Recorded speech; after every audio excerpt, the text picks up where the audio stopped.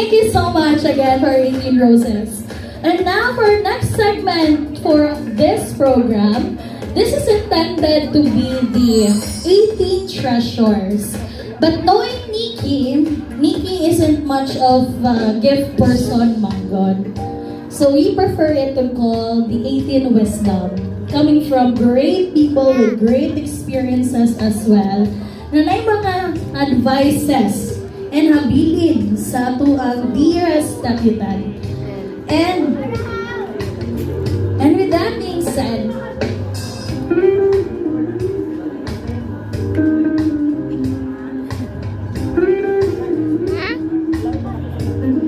ayan. So again, our debutant isn't much of a fan for material gifts.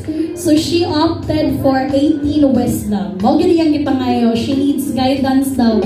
And she thinks she needs a little light daw before she hop onto adulthood. And I think it is only rightful to say so that she chose the right people to listen to.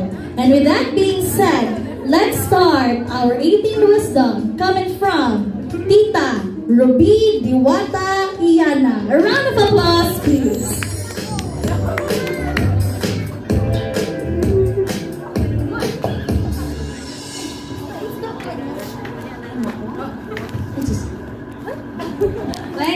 Maayong gabi sa tanan, no? Naglisod ko sa wisdom. Kaya Ruby, ito na, itang.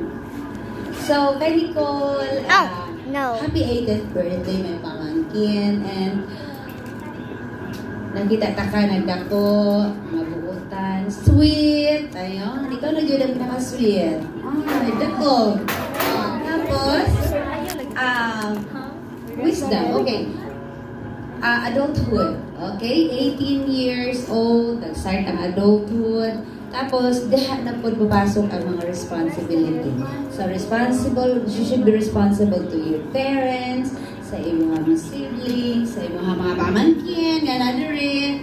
Ang mga igagaw diyan, nga na rin. So, be strong sa iyong mga studies, of course, daghan jud nga trials moabot kay actually, we have the same course. She'll be taking up Bachelor of Science in Psychology.